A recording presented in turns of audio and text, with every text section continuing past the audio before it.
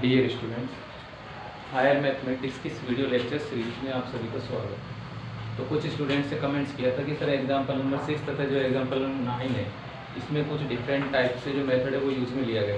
तो आज हम इन दोनों एग्जाम्पल्स को देखते हैं कि क्या इनमें जो डिफरेंट टाइप है वो यूज़ में लिया गया है यहाँ पर।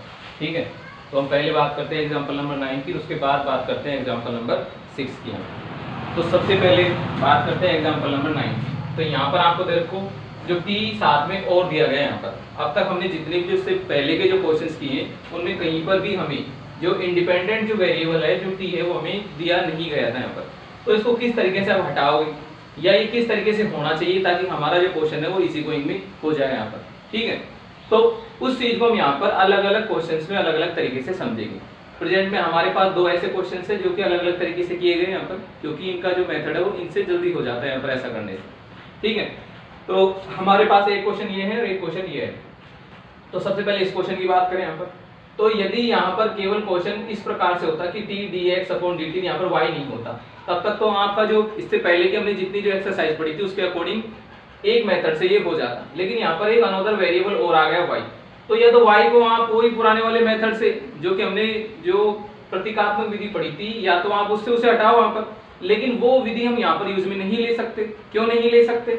क्योंकि यहाँ पर हमारे पास टी साथ में और लगा हुआ है यहाँ पर, तो या तो ये टी हटे या ये वाई हटे, यहाँ से दोनों में से एक चीज यहाँ पर हटना अनिवार्य है यहाँ पर।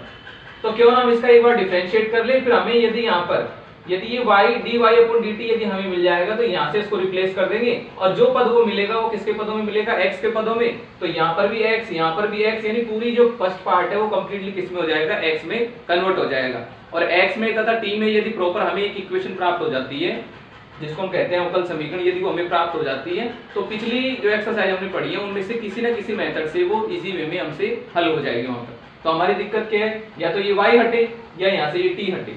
यदि t हट जाता और यहाँ से भी t हट जाता तो हम जो प्रतीकात्मक विधि है उसकी सहायता से इसको सोल्व कर पाते हैं। ठीक है, तो यहाँ से हम या तो t को हटाने की कोशिश करेंगे या y को हटाने की कोशिश करेंगे। तो सबसे पहले हम बात करते हैं, इसको मैं ले लेता हूँ इक्वेशन नंबर फर्स्ट और इसको ले लेता हूँ इक्वेशन नंबर सेकंड। तो हम बात करते हैं कि समीकरण 1 का t के सापेक्ष, समीकरण 1 का t के सापेक्ष अवकलन करने पर, समीकरण 1 का t के सापेक्ष अवकलन करने पर। अब t के सापेक्ष समीकरण 1 का यदि मैं अवकलन करूं तो मुझे क्या प्राप्त होगा? यहाँ से t dx अपॉन dt। जो मैं t के सापेक्ष इसका अवकलन करूं तो मुझे पहले तो t को छोड़ना पड़ेगा, क्योंकि ये एक अलग वेरिएबल है। ये जो पूरा है हमारे पास डिफरेंशियल ऑपरेटर है ये अलग वेरिएबल है, क्योंकि जो भी वैल्यू मिलेगी वो x के पदों में ही होगी, क्योंकि t के सापेक्ष x का क्या हो रहा है? डिफरेंशिएशन हो रहा है यहाँ पर। तो जब हम इसको छोड़कर इसका करेंगे तो यहाँ पर क्या आ जाएगा? d2x upon dt square. अब दूसरी बार क्या होगा? अब की बार आपको किसको छोड़ना पड़ेगा? dx अपॉन dt को। तो किसका करोगे? फिर t का करोगे, और t का करोगे तो क्या आ जाएगा? वहां पर 1 हो जाएगा। तो यहाँ पर आपको सेकंड में क्या मिलेगा? 1। और 1 को लिखने से कोई महत्व होता नहीं, तो यहाँ पर फिर से क्या मिलेगा आपको? dy अपॉन dt, क्योंकि इसका जब t के रेस्पेक्ट में करेंगे तो क्या आ जाएगा? dy upon dt। अब हमारे पास एक रिजल्ट ऐसा है कि हम यहाँ से इसकी वैल्यू रख सकते हैं, किसकी? dy upon dt। ये हमारा काम है। तो वो हमें कहाँ से मिल सकता है? इस वाली समीकरण से मिल सकता है। इस वाली समीकरण से हम dy अपॉन dt की वैल्यू लिख सकते हैं। तो ये तो मेरा क्या हो गया? 3 नंबर। ठीक है, तथा समीकरण 2 से, समीकरण 2 से मुझे क्या प्राप्त हो जाएगा? यहाँ से समीकरण 2 से मुझे मिलेगा dy upon dt plus x upon t equal to 0। अब यदि dy अपॉन dt की यदि आप बात करो तो उसकी वैल्यू कितनी आ जाएगी? माइनस का x अपॉन t। तो यहाँ पर हम क्या रिप्लेस कर सकते हैं इसकी जगह? माइनस का x अपॉन t। ठीक है, तो क्या लिखेंगे यहाँ पर कि समीकरण 3 व 2 से, कि हमने समीकरण 2 से किसकी वैल्यू रखी? dy अपॉन dt की। तो 3 में 2 से मान रखने पर हमारे पास रिजल्ट क्या मिलेगा? यहाँ पर हमें मिलेगा t d2y upon dt square. यहाँ से हमारे पास था dx अपॉन dt और यहाँ से इसकी वैल्यू क्या आ गई? माइनस का x upon t equal to 0। ठीक है, और यदि एक लाइन में इसको और सोल्व करूँ तो मैंने क्या ले लिया? इसका एलसीएम ले लिया। यहाँ पर जो t है इसका मैंने क्या ले लिया? इसको पूरी जो लाइन हमारी इससे क्या कर दिया? मैंने इसको मल्टीप्लाई कर दिया, कि पूरी जो हमारी अवकल समीकरण थी उसको किससे मल्टीप्लाई कर दिया? t से। तो t से मल्टीप्लाई करेंगे तो क्या आ जाएगा? t square d2y upon dt square t dx upon dt। और साथ में क्या आ जाएगा माइनस का x इक्वल टू 0। अब यहाँ पर जो t से मल्टीप्लाई कर रहे हैं ये इसलिए कर रहे हैं यहाँ पर ताकि हमारे समीकरण में ये t स्क्वायर बन जाए, ये t बन जाए, यहाँ से ये t हट जाए। ऐसा इसलिए कर रहे हैं क्योंकि ऐसा करने पर ये चर गुणांकों की रैखिक अविकल समीकरण में ये परिवर्तित हो जाती है। कौन सी में परिवर्तित हो जाती है? चर गुणांकों की रैखिक अवकल समीकरण में। तो ये मुझे समीकरण नंबर जो 4 मिला है, इस समीकरण नंबर 4 को मैं क्या कहूंगा? समीकरण 4 चर गुणांकों की रैखिक अवकल समीकरण, रैखिक अवकल समीकरण कि हमें जो समीकरण 4 मिली है वो क्या है? चर गुणांकों की रैखिक अवकल समीकरण। अब जब आपको ये पता लग गया है कि हमें जो समीकरण 4 मिली है ये चर गुणांकों की रैखिक अवकल समीकरण है, तो अब आपके माइंड में वो मेथड ध्यान में आना चाहिए जो आपने पिछली जो एक्सरसाइज है उनमें पढ़ा था, चर गुणांकों की रैखिक अवकल समीकरणों को हल करने का। ठीक है, तो उसके तरीकों को अब हम समीकरण 4 हमें किस रूप में प्राप्त हो गई? चर गुणांकों की रैखिक अवकल समीकरण में। हमने जो पिछली जो एक्सरसाइज पढ़ी थी उनमें हमने अच्छे से समझा था कि किस तरीके से चर गुणांकों की रैखिक अवकल समीकरण को अचर गुणांकों की रैखिक अवकल समीकरण में परिवर्तित किया जाता है। तो उसके लिए हम वहां पर एक सब्स्टिट्यूशन यूज में लेते थे, लेकिन हमारी जो क्वेश्चन का जो फॉर्मेशन होता था वहां पर वो इस तरीके से होता था कि वहां पर हमें जो रिजल्ट दिए गए होते थे गुणांक वो थे d2y अपॉन dx स्क्वायर होता था। यहाँ भी टर्म्स किसकी होती थी? x, यानी x square d2y upon dx square, यहाँ पर x गुणा dy अपॉन dx।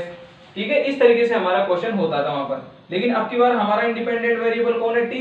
तो हम इसको ध्यान में रखते हुए हम यहाँ पर सब्स्टिट्यूशन यूज में लेंगे। तो माना z equal to log e base t, हमने यहाँ पर एक सब्स्टिट्यूशन ये यूज में लिया कि z equal to log e base t। अब जो e बेस t हम यूज में ले रहे हैं, t इसलिए ले रहे हैं क्योंकि हमारा जो इंडिपेंडेंट वेरिएबल है वो कौन है? t। तो जैसा इंडिपेंडेंट वेरिएबल होगा उसी के अकॉर्डिंग हमें क्या मानना पड़ेगा? सब्स्टिट्यूशन यूज में लेना पड़ेगा। तो क्या ले लिया कि z equal to log e base t। ठीक है, अब ये जब सब्स्टिट्यूशन आप यूज में ले लेते हो तो यहाँ से आपको क्या मिलेगा? मैंने इसको चेंज करके भी लिख दिया कि जब आपको t को अकेला करना हो तो t को अकेला करने के लिए आपको क्या करना पड़ेगा यहाँ पर कि जैसे हमने log को इधर लेके गए तो एक्सपोनेंशियल फॉर्म में हो गया, तो हमने उसको एक्सपोनेंशियल फॉर्म में भी लिख लिया कि जब हमें कहीं पर यदि t की जरूरत पड़ेगी इन टर्म्स ऑफ z तो हम उसको इस तरीके से लिखेंगे e की पावर z के रूप में। ठीक है, तो जब हम z equal to log e base t substitution use में ले रहे हैं, अब हमारा जो क्वेश्चन का फॉर्मेशन है वो पिछली एक्सरसाइज में जो हमने मेथड पढ़ा था उसके अकॉर्डिंग कि जब हमारे पास इस तरीके का हो कि d2y square upon dx square और यहाँ पर x स्क्वायर हो और वहां पर हमने सब्स्टिट्यूशन क्या यूज में लिया हो? z equal to log e base x। तो उस कंडीशन में ये जो रिजल्ट है यानी इस तरीके का जो सेकंड ऑर्डर का जो डिफरेंशियल ऑपरेटर है वो किस रूप में चेंज हो जाएगा? वो हमारा बन जाता था d एंड d माइनस 1 में, वेयर जो आपने d यूज में लिया है कैपिटल D उसका मीन्स क्या होता है? d अपॉन dz होता है वहां पर। यहाँ पर तो क्या था? यहाँ पर तो इसका मतलब था d अपॉन dx, लेकिन यहाँ पर इस सब्स्टिट्यूशन को यूज में लेने की वजह से किसमें कन्वर्ट हो गया है? वो d अपॉन dz में। तो ध्यान रखोगे इस बात को।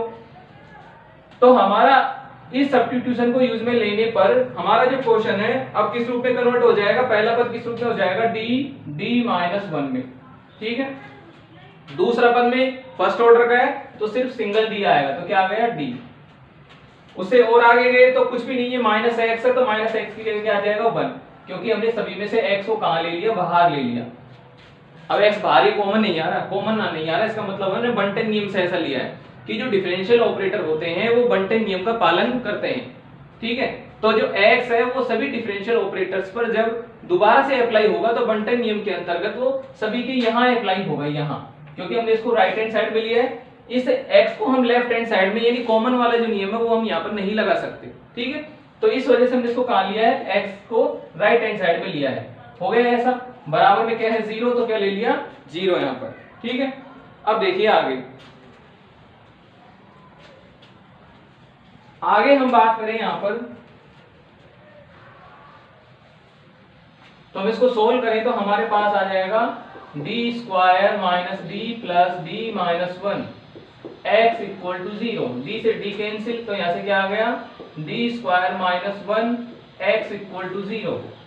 यहाँ से हमने देखा तो d इक्वल टू डी के लिए यदि सहायक समीकरण लिख के करो आप तब भी कोई दिक्कत नहीं है। अगर सीधा ही यदि आप लिख पाओ उसमें CF तो सीधा भी आप लिख सकते हो, क्योंकि अभी तक हमने बहुत सारे क्वेश्चन कर चुके हैं।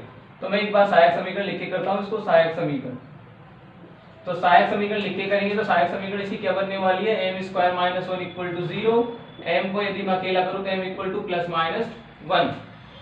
तो m की जब दो वैल्यू मिल गई हमें यहाँ पर, तो इसके बेसिस पे जो CF होगा, तो CF मुझे क्या मिलेगा, C1 e की पावर m की वैल्यू क्या आ रही है 1, और साथ में क्या आ जाएगा z, दूसरा क्या आ जाएगा C2 e की पावर -z।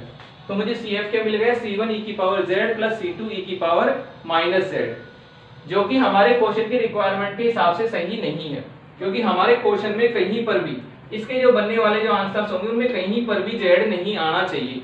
वो तो क्यों आया है, क्योंकि हमने यहाँ पर एक सब्स्टिट्यूशन यूज में लिया था कि t को कन्वर्ट किसमें कर लिया था, z में, तो उसके कारण यहाँ पर क्या आ गया है, z आ गया है यहाँ पर। तो क्यों ना इसको दोबारा t के पदों में कन्वर्ट किया जाए, तो वो आप कहाँ से यूज में ले सकते हो, यहाँ से, क्योंकि आप देखोगे चूंकि t बराबर होता है e की पावर z, तो इसकी जगह तो क्या आ जाएगा, t आ जाएगा, और जब t की पावर में -1 ले लूं तो वही -1 यहाँ पर इसकी पावर में भी लगेगा, तो क्या हो जाएगा, e की power -z equal to t की पावर -1। तो दोनों को हम यहाँ से यूज में लेते हुए यहाँ से लिखेंगे, तो C1 e ये तो आ जाएगा t में, और ये क्या आ जाएगा C2 e की t की पावर -1। तो CF हमें क्या प्राप्त हो गया, इस तरीके से। अब हमें PI निकालना पड़ेगा, लेकिन PI हम यहाँ पर नहीं निकालेंगे। क्यों नहीं निकालेंगे, क्योंकि हमारे पास जो समीकरण हमें मिली है उसके राइट हैंड साइड में कोई भी t का फलन नहीं है, और जब t का फलन नहीं है तो इसका जो PI है वो भी प्राप्त नहीं हो सकता। तो हमारा आंसर क्या होगा, समीकरण का हल। तो समीकरण का हल क्या हो जाएगा, समीकरण का हल हमें मिलेगा कि x equal to, dependent variable कौन है, x, तो x इक्वल टू होगा C1t C2t इनवर्स, इस तरीके से कि x बराबर होगा C1t प्लस C2t इनवर्स यहाँ पर होगा। तो ये हमारा इस तरीके से पहली जो हमने समीकरण लिखी थी ये वाली 4, इसका आंसर है। अब ये तो x में थी, इस वजह से इसका आंसर ये हो गया, लेकिन हमारे पास एक वेरिएबल और है y वाला, तो इसके लिए भी आपको आंसर निकालना पड़ेगा। तो हम इसके लिए भी आंसर कैलकुलेट करेंगे यहाँ पर। तो इसको मैं नेक्स्ट नंबर के रूप में ले लेता हूँ। तो 4 मेरा यहाँ पर हो गया था, तो ये कौन सा हो जाएगा, 5th नंबर यहाँ पर हो जाएगा। ठीक है, अब समीकरण 5 को हमें कहाँ रखना पड़ेगा, क्योंकि हमें y के रूप में भी इसे कैलकुलेट करना है। तो समीकरण 5 को मैंने कहाँ लिख दिया, यहाँ लिख देते हैं। ऐसा लिखने पर आपको वही y के रूप में मिल जाएगा इस तरीके से, और यदि वहां नहीं लिखना चाहते हो तो आप यहाँ से लिख लो समीकरण 1 से। तो दोनों से आप y की वैल्यू भी कैलकुलेट कर सकते हो। तो समीकरण 5 को समीकरण 1 में रखने पर, तो समीकरण 5 को समीकरण 1 में यदि रखेंगे तो यहाँ से y डायरेक्ट कैलकुलेट हो जाएगा। तो y इक्वल टू क्या आ जाएगा, माइनस का t तो गुणांक में मिलेगा मुझे यहाँ पर, क्योंकि t इसके गुणा हो रहा है ना, और साथ में मुझे क्या करना पड़ेगा कि जो मुझे x मिला है उसको with respect to t differentiate करना पड़ेगा।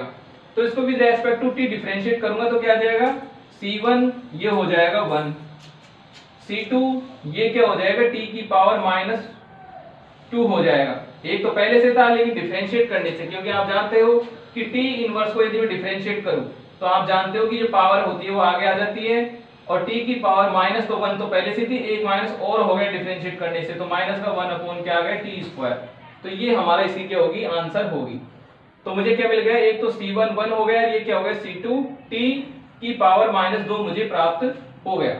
तो y को हमने किस तरीके से लिखा कि y इक्वल टू हो गया माइनस का t C1, और क्या मिल गया दूसरा, यहाँ से दूसरा क्या आ जाएगा, प्लस का C2 t इनवर्स, कि जो सेकंड इसकी जो नेगेटिव पावर थी वो इस t के मल्टीप्लाई होने से किसमें कन्वर्ट हो गई, 1 में यहाँ पर। तो y की वैल्यू हमें क्या मिल रही है कि y बराबर आ रहा है माइनस का C1t प्लस C2t इनवर्स, या इसको दोबारा करके क्या लिख सकते हैं कि या माइनस का C1t plus C2t inverse. 6 number. तो समीकरण 5 तथा 6 इस हमारे युगपत अवकल समीकरण का जो एग्जांपल नंबर 9 है उसके दो क्या हैं, हल हैं यहाँ पर। तो दोनों को लिख देंगे यहाँ पर कि समीकरण 5 तथा 6, समीकरण युगपत अवकल समीकरण, युगपत अवकल समीकरण के हल है। समीकरण 5 तथा 6 युगपत अवकल समीकरण के हल है। तो एक बार आप इसको नोट कीजिए, फिर देखते हैं नेक्स्ट एग्जांपल।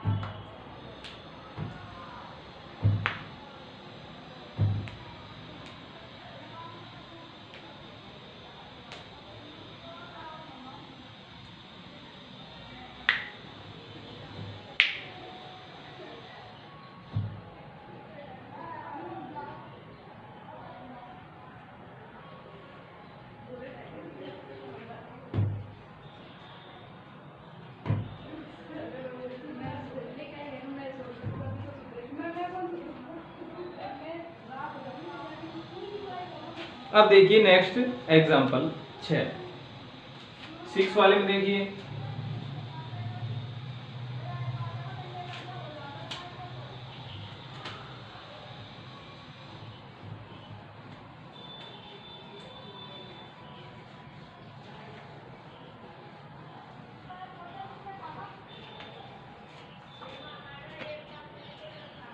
एग्जाम्पल नंबर 6 को देखिए। यहाँ पर एग्जाम्पल नंबर 6 में यदि पहली समीकरण की बात की जाए तो इसको हम यदि फॉर्मेशन इसका चेंज करें तो ये आपकी प्रथम कोटि तथा प्रथम घातीय रैखिक अवकल समीकरण में चेंज हो जाएगा और यहाँ से आपको x की जो वैल्यू है वो हमें प्राप्त हो जाएगी यहाँ से। तो यहाँ से आप देख सकते हो यदि समीकरण को मैं लिखूँ यहाँ पर, तो समीकरण 1 से यदि हम इसको देखें यहाँ पर तो हमें क्या प्राप्त हो जाएगा, t dx अपॉन dt, यहाँ से जो t है उसके साथ में हो जाएगा, फिर हमें क्या मिलेगा बराबर t माइनस 2x, इस तरीके। ठीक है, 2x को मैं इधर ले आता हूँ तो क्या मिलेगा t dx upon dt plus का 2x इक्वल टू t। ठीक है, और इसको क्या लिख सकते हैं, और इसको हम लिख सकते हैं t से इसको मैं डिवाइड कर दूं पूरी समीकरण को तो मुझे मिलेगा dx upon dt minus plus का 2x अपॉन t और बराबर 1। तो ये आपको जो समीकरण दिखाई दे रही है इसको, इस समीकरण को मैं 3 नंबर ले लूं यहाँ पर। तो समीकरण 3 प्रथम कोटि एवं प्रथम घात की रैखिक अवकल समीकरण है। रैखिक अवकल समीकरण है। समीकरण 3 प्रथम कोटि एवं प्रथम घात की रैखिक अवकल समीकरण है यहाँ पर। ठीक है, अब ये प्रथम कोटि एवं प्रथम घात की यदि अवकल समीकरण है तो यहाँ से इसको सोल्व किया जा सकता है। यहाँ पर किस तरीके से, ये हमारी जो प्रथम एक्सरसाइज हमने पढ़ी थी या बात की जाए यूनिट नंबर 1 तो उसके अकॉर्डिंग ये क्वेश्चन आसानी से हो सकता है। यदि आपको याद हो थोड़ा बहुत तो वहां पर हमने किस तरीके से इस प्रकार की क्वेश्चंस को सोल्व किया था। तो ये हमारा क्या होगा, ये हम यहाँ पर जो इसका रूप है प्रथम कोटि की तथा प्रथम घात की जो रैखिक अवकल समीकरण होती है उसका रूप किस तरीके का होता है, dy upon dx plus pxy equal to qx, इस तरीके का होता है। जहां पर जो px दिखाई दे रखा है वो एक x का फलन होता है और जो qx है वो भी क्या होता है, एक x का फलन होता है। तो हमारे क्वेश्चन को देखा जाए तो यहाँ पर जो x वेरिएबल है वो कन्वर्ट किस में हो गया, t में, और जो y वेरिएबल है वो कन्वर्ट किस में हो गया, x में। तो इसी के अकॉर्डिंग हम इसको यहाँ पर लिखेंगे यहाँ पर। ठीक है, इसी के अकॉर्डिंग हम यहाँ पर इसको लिखेंगे। तो आगे देखिए हम बात करें इसके इंटीग्रेटिंग फैक्टर की। ठीक है, तो इंटीग्रेटिंग फैक्टर प्राप्त करेंगे सबसे पहले इसका और फिर इसको आगे सॉल्व करेंगे यहाँ पर। तो क्या बात करें इसके इंटीग्रेटिंग फैक्टर यानी IF। तो IF बराबर क्या होता है, एक्सपोनेंशियल इंटीग्रेशन जो भी आपका px होता है वो px और साथ में dx। लेकिन हमारे जो इस क्वेश्चन है उसमें क्या है, एक्सपोनेंशियल इंटीग्रेशन px। तो px की जगह क्या है, देखो यहाँ पर px की जगह हमारा कितना है 2 अपॉन t।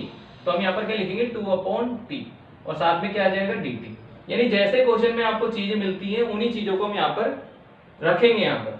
अब आगे हम इसको देखें तो हमें 2/t का क्या करना है, इंटीग्रेशन करना है। तो मैं इसको एक लाइन में और लिखूं यहाँ पर, तो मुझे क्या मिलेगा, 2 को मैंने ले लिया बाहर, ये जो करते हो तो क्या आ जाएगा 1/t dt। और 1/t का तो सभी जानते हैं कि 1/t का जो इंटीग्रेशन होता है वो होता है log t। तो यहाँ से इसका क्या हो जाएगा log t। तो बराबर में क्या लिख दिया कि e और ये कितना मिल गया आपको log t exponential 2 log t। 2 है वो इसके पावर में चले जाएगा तो उससे हमें क्या मिलेगा एक्सपोनेंशियल log t स्क्वायर। और जब यहाँ पर भी इसका बेस e है और log में t स्क्वायर उसका बेस भी e है तो इनकी वैल्यू क्या मिलेगी मुझे, यहाँ पर समान बेस होने के कारण मुझे t स्क्वायर, यानी जो इंटीग्रेटिंग जो फैक्टर मुझे if मिला है वहां पर वो मुझे क्या मिल गया t स्क्वायर। ठीक है, अब t स्क्वायर को लेकर हम इसको आगे सोल्व करते हैं। तो सोल्व करने पर क्या मिलेगा y डॉट if, ऐसा ही होता है ना इनका आंसर। तो क्या मिलेगा y dot if equal to integration qx dot if dot dx। ठीक है, ये हमारा क्या है, ये तो मेजर हमारा जो फॉर्मेशन है वो है। जब हम उससे कंपैरिजन करेंगे तब हमें वास्तविक वैल्यू मिलेगी इसके यहाँ पर। तो यहाँ पर हम if की बात करें तो if तो हमें क्या मिला था t स्क्वायर, और जो y था ये तो हमारे इस फॉर्मेशन के कारण था, इसके कारण जो हमें जिस रूप को मानते हैं कि रेखीय अवकल समीकरण जो प्रथम कोटि तक प्रथम घात की होती है उसको इस तरीके से लिखा जाता है, ये हम मानते हैं। तो उसी के रूप में हमने इसमें जो सूत्र बनता है या जो हम रिजल्ट को जो लिखते हैं अलग तरीके से वो हम यहाँ पर इस तरीके से लिखते हैं। तो y तो हमारे पास था ही, ठीक है। अब y की जगह यहाँ पर हमारी समीकरण में क्या है x है, तो यहाँ क्या आ जाएगा x t स्क्वायर बराबर, आगे क्या हो जाएगा यहाँ पर qx। तो qx देखो हमारे राइट हैंड साइड में q की वैल्यू कितनी है 1, तो इंटीग्रेशन 1 आ जाएगा। फिर if, तो if की जगह क्या आ जाएगा t स्क्वायर। इंडिपेंडेंट वेरिएबल कौन था हमारा t, तो t के लिए क्या आ जाएगा dt। ठीक है, यानी जो भी चीजें आपके समीकरण 3 के अकॉर्डिंग है उसी अकॉर्डिंग में हम इस चीज को लिखेंगे यहाँ पर। तो आगे जब मैं इसको सोल्व करूंगा तो मुझे क्या मिलेगा t³/3, ठीक है, और प्लस c, ये और आ जाएगा साथ में। हो गया, एक लाइन में मैं इसको दोबारा लिखूं तो मुझे फिर से क्या मिल गया यहाँ पर 3 से इसको डिवाइड करके लिखता हूं मैं यहाँ पर। तो क्या मिल गया कि x बराबर, यहाँ पर आपको दिखाई नहीं दे रहा होगा, नेक्स्ट लाइन से लेते हैं इसको। नेक्स्ट लाइन से यदि इसको मैं लूं यहाँ पर तो मुझे क्या मिलेगा t स्क्वायर से मैंने क्या कर दिया इसको डिवाइड कर दिया राइट हैंड साइड को, ताकि मुझे x अकेला मिल जाए यहाँ पर। तो नेक्स्ट लाइन में हमने यही काम करेंगे, ये हमने पूरी जो समीकरण का राइट हैंड साइड है उसको किससे डिवाइड कर दिया t स्क्वायर से।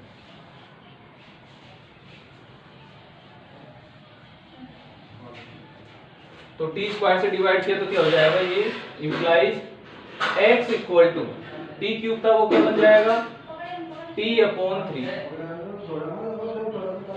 और प्लस c1 t की पावर -2, इस तरीके से कि x equal to t/3 plus c1 t की पावर -2, ये हमारे x की वैल्यू आ जाएगी। इसको मैंने क्या नाम ले लिया, जो भी हमारी समीकरण है 4 नंबर है तो 4 नंबर ले लेंगे इस तरीके से। अब हमारे पास सिर्फ x का एक मान प्राप्त हुआ है, अभी तो हमें y का और प्राप्त करना है, ठीक है। अभी तो हमें सिर्फ किसका मान प्राप्त हुआ है x का। अब एक तरीका तो ये है कि आप x को उठाकर जहां जहां x है वहां रखकर आप y का मान ज्ञात करो। तो ऐसा करने पर देखो आपको यहाँ x रखना पड़ेगा, आपको यहाँ x रखना पड़ेगा, आपको फिर इसको सोल्व करना पड़ेगा, जो इक्वेशन बनेगी उसको सोल्व करना पड़ेगा, तब जाके हमारा काम होगा। एक काम हम ये भी कर सकते हैं कि दोनों के मध्य एक रिलेशन बना ले x तथा y के मध्य, और वहां से एक x हमारे पास है और y अपने आप निकल कर आ जाएगा। तो वो हमें यहाँ से मिल सकता है, क्योंकि देखो यहाँ से t-2x और यहाँ पर भी 2x - t, दोनों के दोनों पद आपके पास उपस्थित है, दोनों के दोनों पद उपस्थित है, तो उनकी हेल्प से हम इसको जल्दी सॉल्व कर सकते हैं यहाँ पर। तो हमने क्या किया, इन दोनों समीकरणों से या तो इनको जोड़ के लिखो, अदरवाइज आप यहाँ से इसको अकेला कर लो t-2x को इस तरीके से, क्योंकि हमें ये चाहिए यहाँ पर, तो इसी के अकॉर्डिंग हम इसको चेंज करके लिख सकते हैं जैसा आपकी इच्छा हो। तो बुक में आपको जोड़ कर दे रखा था, जोड़ के यदि देखो इसको इस समीकरण को तथा इस समीकरण को जोड़ने पर, अब ये चीज आप ये मत समझो कि यहाँ पर ये नया मेथड क्यों यूज में ले रहे हैं, यहाँ पर हम जो प्रतीकात्मक विधि यूज में लेते हैं वो क्यों नहीं ले रहे, क्योंकि हमारे पास एक इक्वेशन तो डायरेक्ट सोल्व हो रही है यहाँ पर, तो उससे तो x का मान आ जाता है। अब यदि y का मान यदि आप ज्ञात करना चाहते हो तो एक तरीका तो क्या होगा कि x के सभी मानों को उठाकर आप यहाँ रखो, x का मान यहाँ पर भी रखो, 2 से मल्टीप्लाई करो, x का मान यहाँ रखो, t से मल्टीप्लाई करो, फिर y के लिए इसको सोल्व करो जो इक्वेशन बनेगी, यानी dt को इधर ले जाओ इसके साथ, ठीक है, और फिर उसके बाद इसको सोल्व करो आप यहाँ पर जैसा कि हमने इस क्वेश्चन को सोल्व किया है उस तरीके से, तो वो ज्यादा लेंथी हो जाता है। तो इस वजह से हम इसमें बुक में क्या मेथड यूज में दे रखे हैं आपको कि दोनों को आप इस तरीके से सोल्व करो ताकि दोनों के मध्य क्या बन जाए, एक संबंध बन जाए, और उस संबंध में हम क्या लिख देंगे, x की वैल्यू लिख देंगे, तो उससे हमारा y का मान जल्दी प्राप्त हो जाएगा यहाँ पर, ठीक है। तो हमने क्या किया, दिए गए एक मान तो मिल ही गए आपको, तो दिए गए समीकरण को जोड़ने पर, दिए गए समीकरण को जोड़ने पर, तो जोड़ेंगे तो देखो क्या मिलेगा यहाँ से कि t dx plus dy equal to, यहां से दोनों को जोड़ा तो देखो क्या मिलेगा, dt को तो बाहर रखो, तो tx plus ty plus 2x minus t plus t minus 2x, इस तरीके से जो भी है इसको जैसा का जैसा हमने जोड़ दिया। तो पहला तो क्या था आपका dx प्लस t dy इधर का जुड़ गया, यहां से हमने देखा, तो चाहे आप पहले वाले को ले लो किसी को ले लो, यदि ऑर्डर को देख के लिखो कि पहले ये आना चाहिए तो उसके अकॉर्डिंग लिख लो, वरना जोड़ने में कोई फर्क पड़ता नहीं है। तो हमने पहले अगले वाले को ले लिया, तो tx plus ty plus 2x minus t, फिर उधर से उसको ले लिया प्लस का t और माइनस का 2x, इस तरीके से, ठीक है, और साथ में dt हो गया।